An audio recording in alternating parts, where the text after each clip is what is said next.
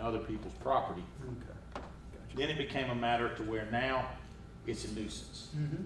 So go to the church and they're like, all right, you can tell everybody to leave. Everybody that's gone to rehab is there. And then of course what happens is, hey, they left tons of trash down here. Mm-hmm.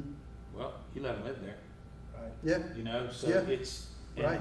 and most people, and the problem is a lot of people want to try and do the right thing. There are people that, one, they believe some of the stories of the people, and most people want to be good people. People want to be good to each other. And you don't realize that if you got a small patch of woods and you you can stay back there because you're thinking all they're going to do is put a tent up and take all their trash and everything Right, else, and right. you're not going back there.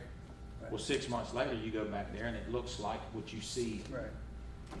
in a movie or something, and now you have tons of trash that you're responsible for. Right. So, This is a major issue. I mean, It you is. talk to Burns, Ford, Cadillac, and they'll tell you how bad it is Yeah. on their property and around their property. well, when the Normans went back behind the mall to look at, to expand some work, they had built almost a 2-story condominium of pallets on the property back there. Wow. I'm talking about square footage of this room, 2 stories high with multiple people living there, and truly acted like this is our home.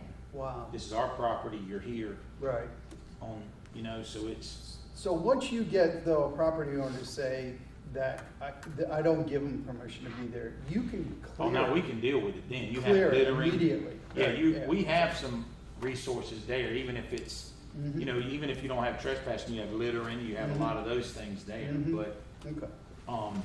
but even with the permission, and this would also apply to the owner. If you go back there and they've got a written letter from the owner, then the citation's to the homeowner Yeah. or the landowner. Exactly. See, here's what you have this encampment, here's your citation, you're in violation. Look forward to more information on this one. Yeah. Well, do you, are y'all wanting to work some more on that? Yeah, and the only reason is because the one thing that we know is that our verbiage has to prevent somebody from calling on you because you're having a sleepover and us looking at it like, Yeah, that was This is what camping. was concerning. Yeah. so Yeah. we're gonna we'll explore encampment, we'll explore, you can use terms as homeless, the people that do not reside there. Right. There's terms that you can have exclusions to where we could get a call and say, somebody, he's got camping over here. No, ma'am, he's got his 2 kids having 2 tents out there doing a sleepover. Right, right. Because they reside there, it's not long-term, it's not an encampment. Mhm. So you could have the verbiage will be what makes it solid, what we're looking for, and we will have that in what camping is, what the requirement is, and then what excludes that. The exceptions are kids camping in the backyard, family camps at authorized campgrounds. We would have all those exceptions in there. And they would prevent somebody from turning it into what you're talking about. This is geared strictly towards long-term homeless encampments. Sheriff, you might want to look at DHEC requirements too, because I camp over in Clemson and somebody will put their water out, the gray water out, and Yeah, even gray water. and that's Major why, issue. if it's a long-term encampment and you require facilities, water, sewer, trash, Yeah. restrooms, they're in violation of that easy. There's the Exactly. camping Mhm. ordinance. Yeah. So even with the permission, you don't have water, you don't have sewer. And if the people are like, Mr. Johnson's letting me live here. Mr. Johnson, are you allowed to live there? Yeah. All right, well, here's your camping ordinance citation. You don't have water, you don't have sewer. What's he gonna say? Y'all gotta get out of here, Mhm. Right. So that's what the intent is, to not only protect the homeowner, but protect the county from these long-term, like you said. You have 2 to 6 people living in an encampment for 6 months. Mhm. Just think about the DHEC Contamination. and the contamination, especially if they're near a water resource, Right. near a creek or whatever. Well, let me ask you this question. You mentioned a minute ago that either Charlotte or Mecklenburg has imposed some new laws. Should we be looking at the same laws? I mean, If people are gonna come here, because it's easier to get away with what they're You know, doing here it- versus there. I don't know, we'll have to look at the state prostitution and maybe look at a solicitation county ordinance that kind of covers that too, and that might be a thing to also go ahead and put as well that will, because sometimes prostitution on the state level is hard to get, because you actually have to have the exchange of money, the contract, but solicitation is, you got two people pulling up at the park, and you know it's a lot easier on the solicitation aspect than it is prostitution. Right. So we may need to look at, and that's something we can work on next, is a solicitation, and we can Yeah. get something that aligns with that as well, Okay. to go ahead and prevent, because their prostitution just became some pretty stiff penalties up there. It's crazy to me what Charlotte wants to prosecute. They don't care if you break into everybody's car, but, you know, Right. doesn't make any sense. All right, so you want us just then to defer this until further? Yeah, so we just had the camping and the hotels for now. The other one that was on there. On the Derelict agenda. derelict structures. Derelict structure. Derelict structure. The authority to address derelict structures. What are you saying? I tell you, abandoned houses, City of Rock Hill used to have a grant program, so you could access money to take down an abandoned house that's on your property. And that's what we were talking about, because there's tons of places in the county where there's a trailer or something like that, or Yeah. Farlow Street's an example, and some of those where it's a completely dilapidated rental house, and it's there, and the owner is a property owner in California that has somebody managing it Yep. here. Yep. And it's just gonna stay that way, and people can sell drugs out of it, do drugs out of it, sleep in it, and all those things. And an ability to actually, you know, either acquire, destroy, or whatever to those derelict nuisance properties, once they've been deemed that now. And I guess what we would need is once we decided what it would take to deem it the nuisance, because there's also people that have land with something on it that's not applicable to this. Yeah. You know, you would have to have multiple occurrences, multiple reports, multiple offenses, and then it would be deemed a nuisance, to where then the county could either seize or demolish the property. Michael, is there anything already on the books on structures like that in the county? Yeah, there's a nuisance provision, but what they want is to embolden it and add to it, I presume. Do y'all have a copy of that ordinance? The one that exists now is, the only, we have no enforcement, only, building and codes can enforce it, and actually Right. I think Jamie Cato is the only one that can deem something uninhabitable and condemn it Well, for the this- county as it stands now. And that's for, residential and commercial Yeah, we've got, abandoned issues. And there are some existing code, some zoning stuff that exists about boarding up doors and windows that the homeowner or the property owner is responsible for, but again, that's not anything that we can enforce. right. That's under, county codes. And if it's us working with code enforcement, that's fine, but what we want is that, to be that good partnership where we're saying, look, this is not just a house Right. that we gotta burn our saddle about. This thing is causing a ton of problem to where it gets here, and then it's addressed. It's almost as if we need a vacant property It's like policy.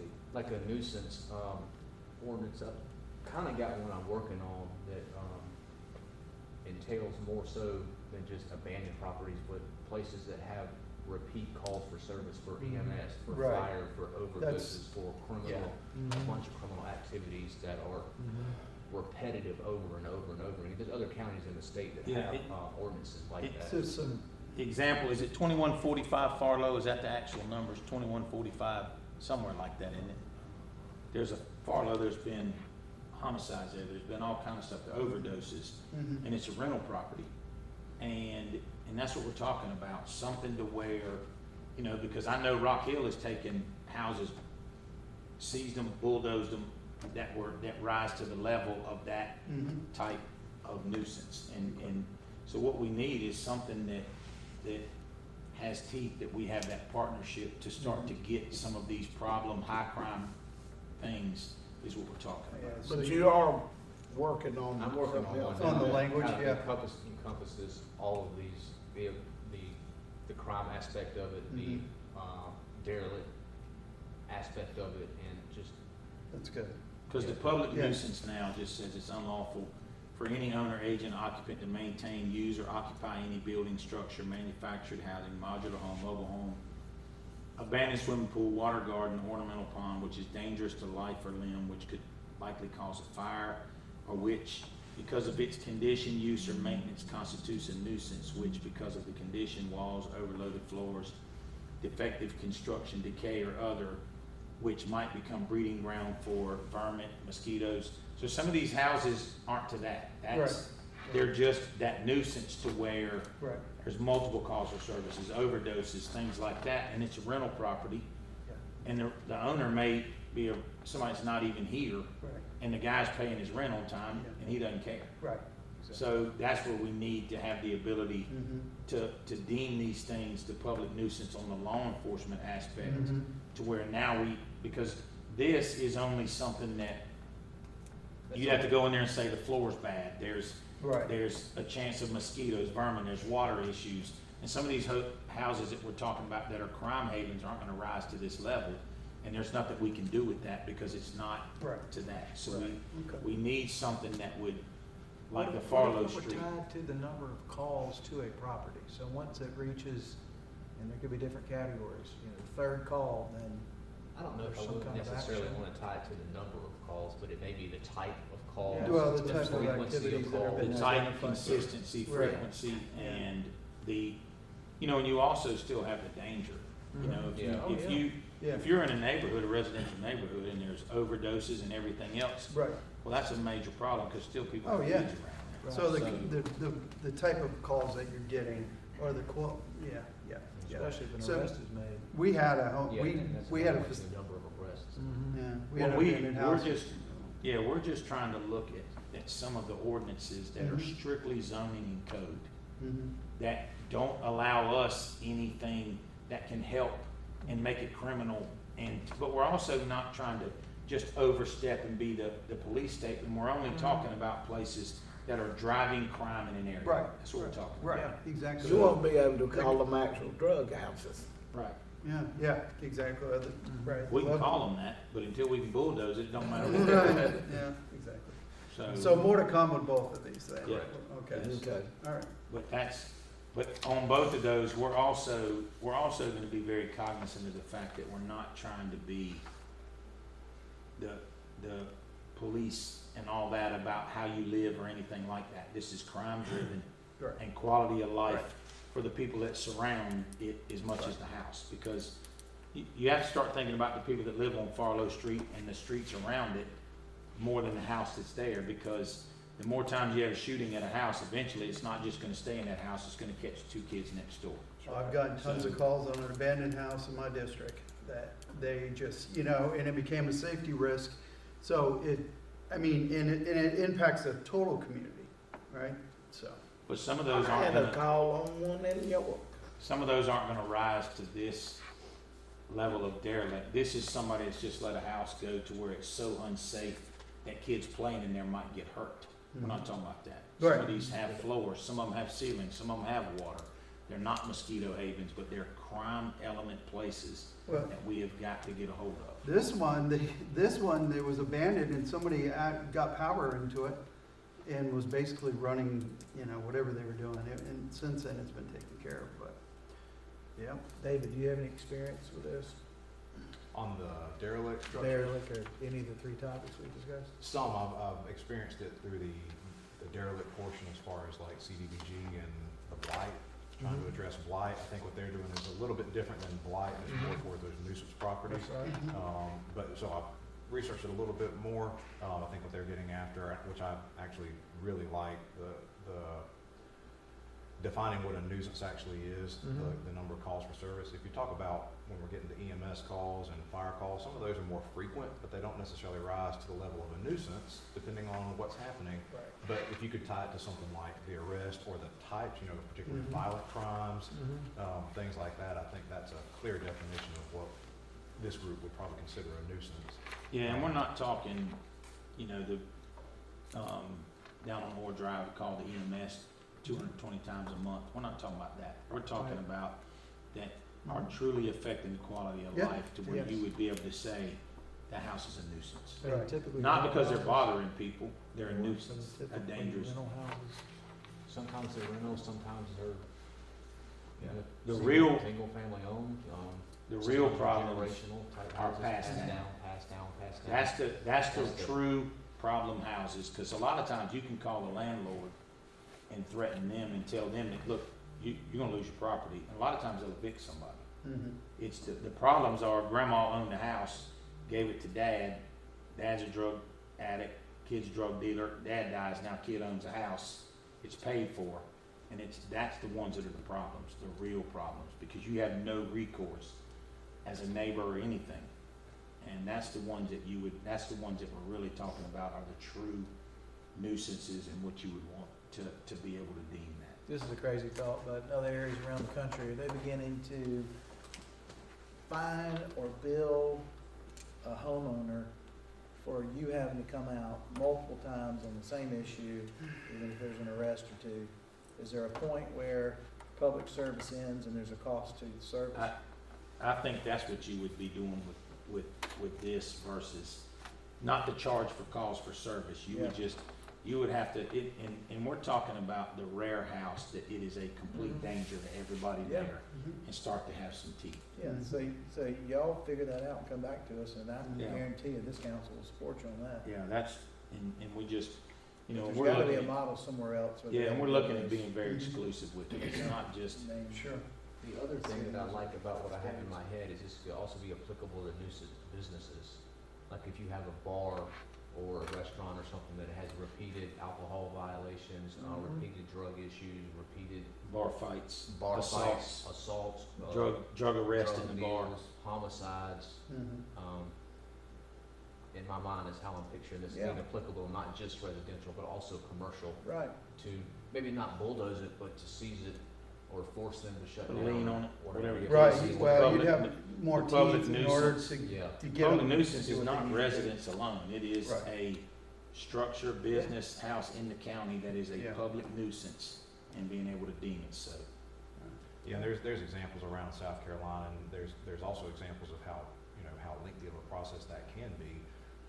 To Michael's point, we largely in our current ordinance address blight and those structures that are just dilapidated, but not nuisance. You know, I'm thinking off the top of my head, Greenville County, when they were shutting down one of their adult clubs there, that was a long process, and they really, I don't know if their ordinances necessarily addressed it, but it was a long process for them to get that shut down and moved out. So what we're really trying to do is avoid getting to that point where it's just a public outcry. So Right. it's, Right. And again, this would be utilizing these to the point where we seize them or demolish them as an exception and Yeah.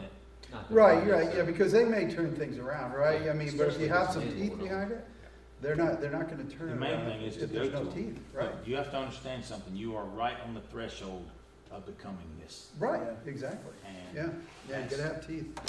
that's the thing, and Yep. what we're just trying to do is just, You're It's all gonna name about- it the straighten up law. it's, well, I don't care what y'all name it, but, straight and narrow. yeah, I Straight mean, and narrow. Straight. this, you can call it the this or this. Yeah. This, and then have a Yeah. picture of a bulldozer, I don't care what you call it, this or this. but- Yeah. And this is, like I said, every bit of this is just to protect the county, that's all it's for, it's not to, So this is not to this and impose that our law. will, This and that law. right, this or that, This or that one, there you go. but, Pretty good, isn't it? but There the you go. hotel one is That's gonna it. be a really big Mhm. start. The this and that. The hotel ordinance will be a big start for, Yeah, All right, yeah, okay, thank you. So- we'll Appreciate take it. care of that. Y'all Appreciate get it. back with us on that. yeah, alright, awesome, thank y'all. Thanks, thank you guys. so much. Thank you. Appreciate everything y'all do here in the county. Yeah, second.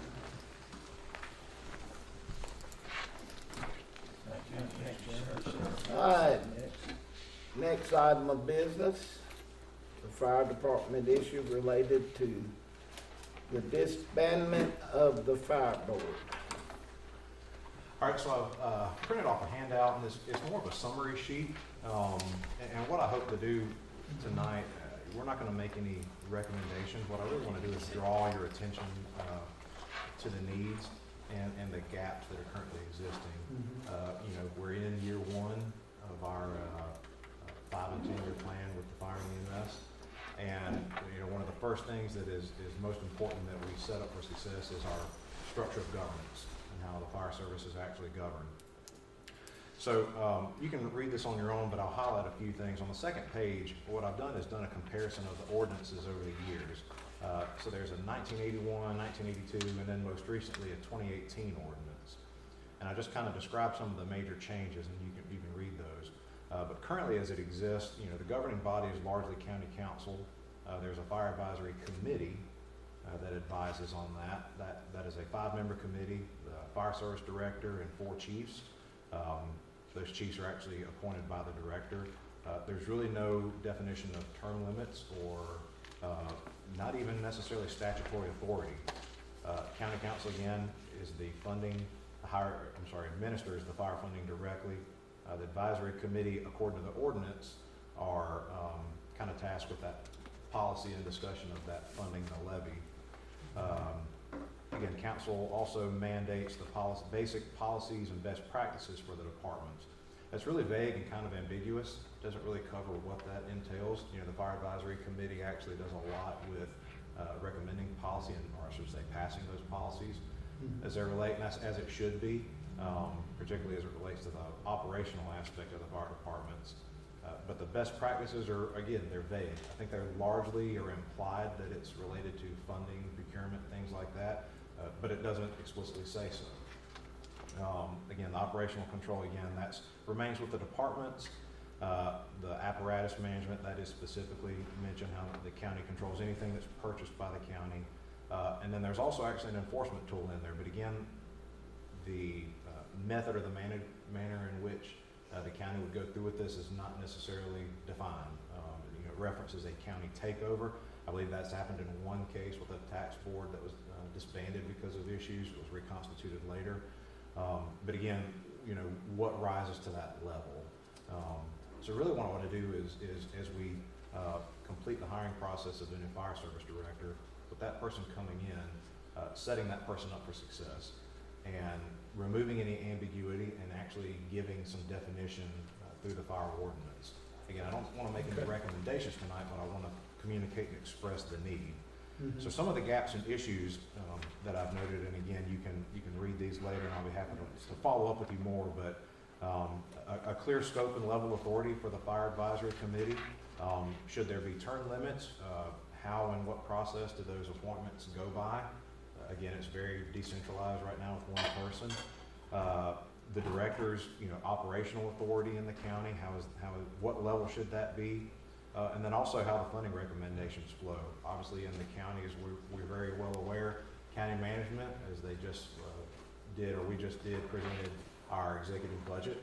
Now that's in council's hands, and so you'll start that approval process soon. This should flow similar to that. Again, that's not really defined very well, so we'd like to clear that up. The apparatus, again, that's functioning well. And then the hierarchy, how does that work with the fire advisory committee and the fire service director? I've run into situations in other counties where, you know, if you're not serving, the difficulty of serving multiple masters, where you don't really know who you report to or who your stakeholders are. So I want to define that and set that up for success for the next services director. And then how that budget development should occur. So really what I'm hoping through this process, and I would like to be able to bring this back, but also have conversations with our fire services and the fire departments and the tax boards to bring you back recommendations. But number one is providing role clarity for the director and also for the fire advisory committee. What should their role really be? One of the things that is glaringly deficient right now is the policies and the policy manual of the fire service are largely antiquated. They don't match the 2018 ordinance. They make references to 1982 ordinances, so that's something internal that we need to update, but we need clarity from council in order to do that. I'll take an example is the funding equity. Right now, the former funding formula for the fire millage, the direct assistance is what we call it, it was statutory. With the passing of the 2018 ordinance, that was repealed, and now the statutory funding formula is just it's a carryover, but it's not defined. So council, what I would recommend is that we reconsider that. You know, should there be, I'm not, again, making any recommendations, but should it follow the same formula? Should it be performance-based? Should it be off of population, call volumes, full-time staff? What degree should we really be funding fire departments? As I presented during our budget discussions, you know, we collect over $15 million countywide for fire services, tax district, county millage, and everything combined. But what you'll see is the distribution of that across the county is there's a big disparity with that. Some of that's created through tax boards and the rural fire millage is a tax district, although it's not a tax board, that would just be the county council. But so there's so much funding flowing around, but depending on where you're at, a statement was made recently that, you know, when you cross an imaginary line, your level of service vastly changes. But you don't know that you've crossed that imaginary line. I'm actually stealing that from one of our employees. And I thought that was a good point, that the level of service is not consistent across the county necessarily. And a lot of ways that we can correct that is through funding equity. The reorganization, when I say reorganization, I'm talking about the best practices of how we're actually recommending policies, budgets, funding recommendations, what the taxing authority should look like, you know, how that's spread across the county. So that's what that's referring to. And then at the very bottom, just when I say why update the ordinance, the multiple taxing entities. We've got 8 districts, obviously 7 tax districts, but when I say 8 districts, there's also the rural fire millage, and that's considered a tax district. That was established in 1982. So we've technically got 8 taxing entities, each that has a board and ultimately reports to county council, but that's created, again, a disparity across the county that has really incentivized that level of service. If you're a more affluent section of the county, you can provide a higher level of service, but that really neglects the rural parts of the county. So we would like to create a funding equity and shore up that gap. But I just want to bring your attention to this, answer any questions that you may have, but I would really like to begin here when I say we're in year 1 of this 5-year plan. The centralized governance and unified governance of the fire service is where we start. And that's really what we're trying to get towards now. But that touches everything from policies, funding, to the actual decision policy setting group on behalf of the fire services. But how would we go about that, since you do have the tax districts and then, you know, the western side being that 8th?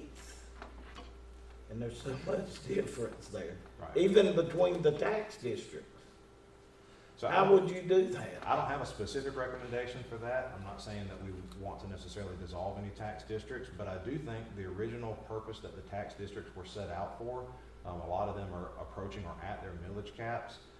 You know, they're to the point that where they're going to have to consider referendums to increase their millage. So if that's on the table where they're going to already have to start looking at millage increases just to be able to continue to function at the level they're at, this isn't even adding any new services. And the annexation from the city, that's killing them. It can have a major impact on them. That can drive down those revenues as well. Again, the level of service is not going down, but their funding may. So, you know, as we address this, we need to look at something that is going to create a county-wide solution. And this is not a knock towards the tax district. The tax districts are worried about their individual district and how can they properly function. That's good. We as the county have to worry about all of them. So we have to, when we talk about changes and anything that requires modification, we need to address it from a county-wide level and not just picking out certain tax districts. We shouldn't pick out, I'm not picking on anyone, but we shouldn't pick out Flint Hill and say, because of the area that you're in, you're closer to Charlotte, you know, we're gonna focus there. What we should do is a county-wide solution. So not making any recommendations, but that's what we're trying to work towards and propose to council, is something that addresses this on a county-wide level and creates a funding model that actually incentivizes the correct standard level of service across the whole county. Right. Yep. So wouldn't you think in 10 years we'd have one countywide tax for fire and EMS? I mean, that would be the ultimate goal, and I wouldn't say 10 years. I mean, that should be one of the I'm first saying things that by by 10 10 years, absolutely. Yeah, You know, just the way that it's going, that's gonna become a necessity. right.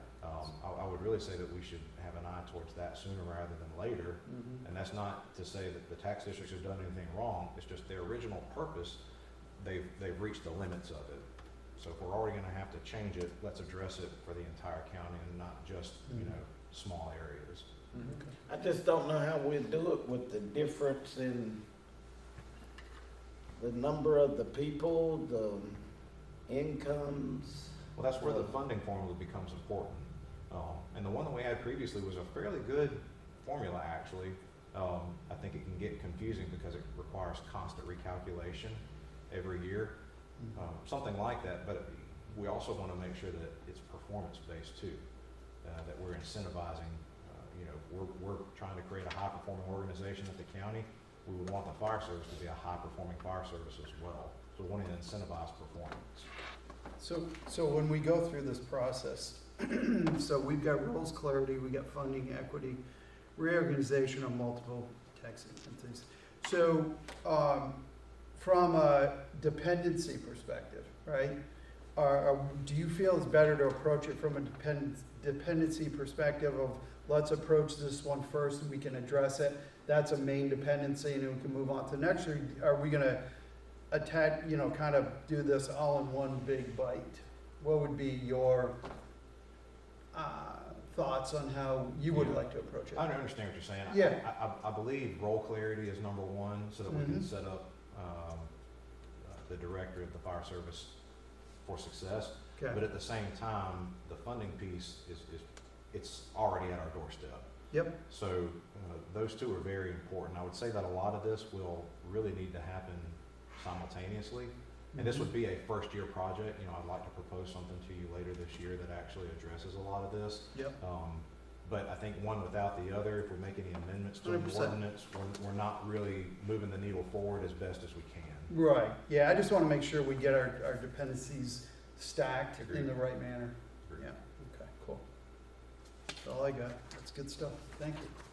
Yeah, Very good. nothing for me. What was that formula? I'd have to go back and actually, I'll bore you if I read the whole thing, Yeah, don't bore me with them. but it was,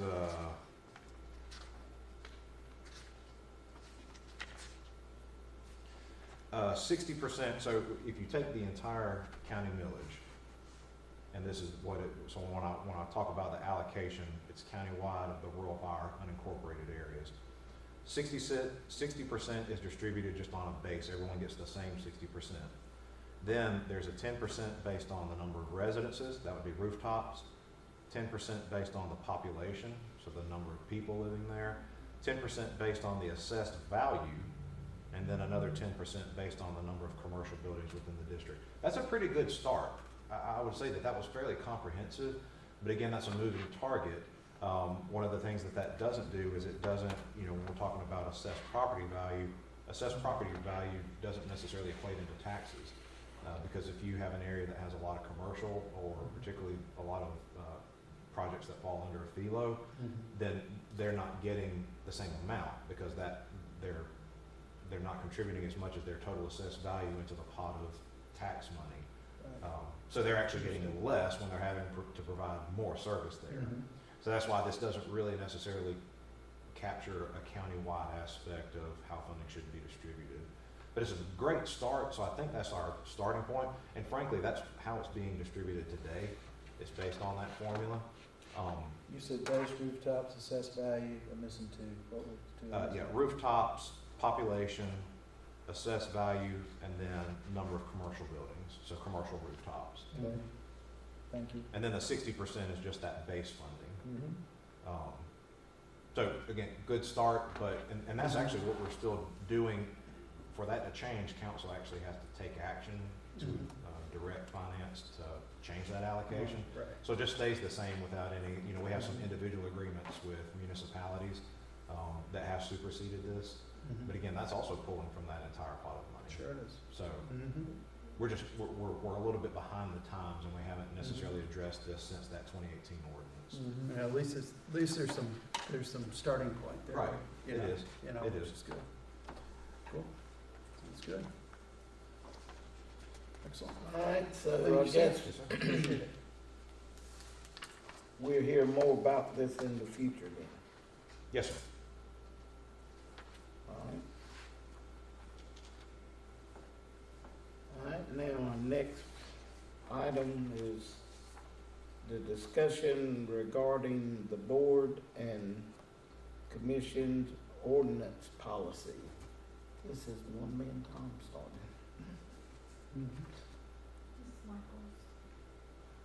Michael? Sure. There's been a request to evaluate how boards are, members are appointed, when they're appointed, when their terms shall run. I believe there's been some question recently about appointed powers or appointed powers that aren't being exercised by council members in a timely fashion.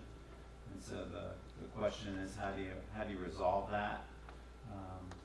And one option presented was to try to realign boards and commissions to have their appointment terms run consistent with the appointing council members' term in office.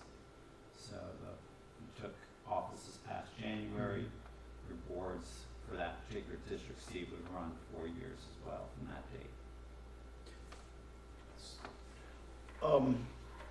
I had a question about that though. Because I got to thinking about, on those certain boards, you say like one would be like the tax district board. How would we make that fall in line? Yeah, that's what I'm trying to. That's gonna be kind of confusing. So I have a suggestion. What I've written down is have the right to continue with a current appointee or appoint a new person. So if a new council member comes on and they have their appointees, they can go interview the appointees that are there right now that the previous person had. If they like them, they can stay. If they want to replace them, they have the right to replace them. The second piece I wrote down was that maybe we consider a blackout period from July 1st until the person comes on board, that we don't appoint any new people in the 6 months leading up to new members coming on council. Yeah. So you kind of got two. Yeah, Yeah, I think the blackout You can piece. appoint. I do like that idea. Yeah, I do like that concept, but that's, to me, I mean, I guess we can settle on the time frame, right? But I think the blackout period, especially if you're up for election,